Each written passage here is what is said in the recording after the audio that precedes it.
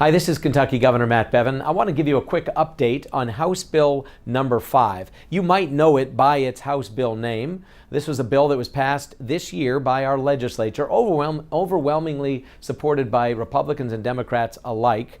And this was a bill that simply said, we're not going to discriminate against unborn children based on their race, based on their perceived disability, based on their gender. Basically a non-eugenics bill. We just said it's not appropriate to single out a child to be killed based on something that you don't desire about that child. This was the reprehensible approach of eugenics that was 100 or so years ago quite popular in America.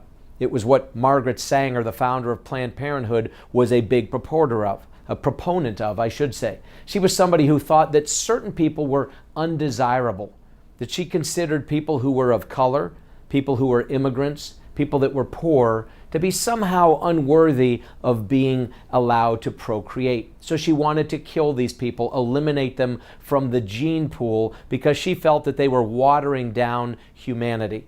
That kind of reprehensible, absolutely racist and bigoted mindset was somewhat shut down because people were very offended by it, as well they should have been. And yet somehow, not only through Planned Parenthood, but now through the ACLU and through doctors that think this is okay, even though they've taken a Hippocratic oath to first do no harm, nonetheless, you find people now defending this very kind of barbaric, outdated, bigoted, racist eugenics philosophy. So we had, from the moment this bill was passed, and I was delighted to sign it into law, saying that in Kentucky we're not going to kill children based on their race, we're not going to kill children based on their gender, we're not going to kill children based on a perceived disability that they may have. We passed that into law, and we were immediately sued by the ACLU. This is remarkable. And we've seen no word from our Attorney General, who's supposed to defend the laws of Kentucky.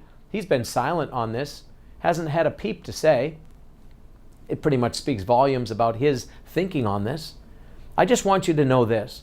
Kentucky will fight for life. And as the governor of Kentucky, I will fight for life, every life, including children of color, including people regardless of their race, including children who may be poor, including children regardless of their gender, including children who may have a perceived disability. I will fight for life. Kentucky will fight for life. We will fight this in the courts. And Judge Hale, who chose to side on the idea that, well, maybe we should err on the side of killing children, I don't understand that methodology. It's been a 14-day stay. In fairness, he wants to allow people to do some discovery. I'm not sure what we need to discover here.